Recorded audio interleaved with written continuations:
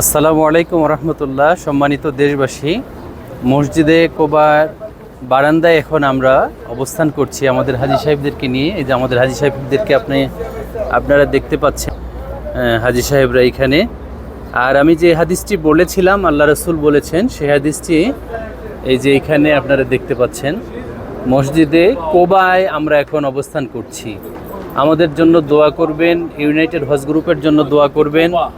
আমরা মসজিদে কোবায় এখন অবস্থান করছি আমাদের হাজী সাহেবদেরকে নিয়ে। এই সুন্দর সকালে আমরা এসেছি। এই যে আমাদের হাজী সাহেবরা এখানে। চলেন আমরা একসাথে ভিতরে যাই। ভিতরে গিয়ে এই ওযুর বিষয়টা তো আমরা আগেই বলেছি যে বাসা থেকে ওযু করে আসবো। আচ্ছা, আলহামদুলিল্লাহ, আমরা ততক্ষণ 2 রাকাত সালাত আদায় করি। আলহামদুলিল্লাহ।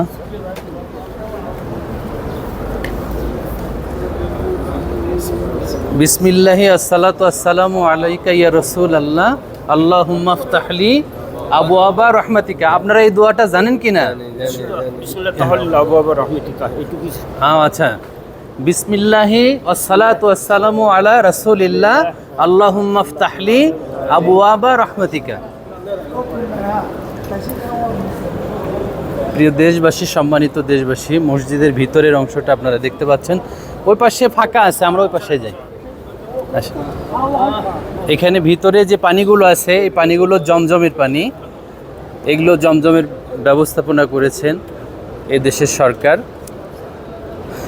এগুলো সব জমজমের পানি। দেখছেন হাজী সাহেবরা এখানে এসে বরকতের জন্য পানি মাথায় দিচ্ছেন এক ভাই, এরপরে পানি খাচ্ছেন।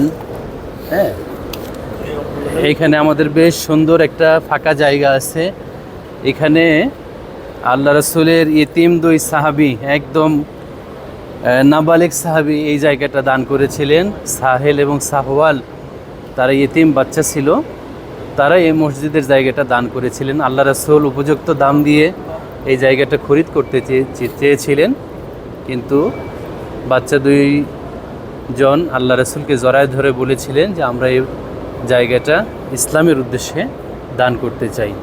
মসজিদের সুন্দর কারুকাজ এবং লাইটিং খচিত।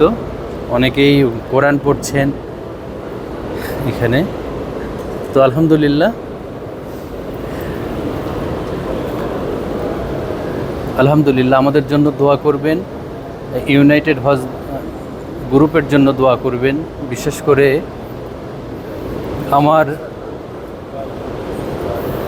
আমার জীবনের 30 বছরের সাথী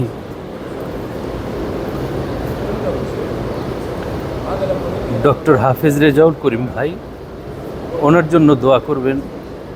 আমাদের কাফেলা, আমাদের ইউনাইটেড মডেল মাদ্রাসার বগুড়ায় আমরা এটি করেছি।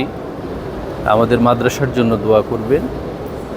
আমরাও দোয়া করি আমাদের দেশবাসীর জন্য। আল্লাহ তাআলা আমার দেশবাসীকে হেফাজত করুক, দ্বীনের পথে রাখুক, তাওহীদের পথে রাখুক।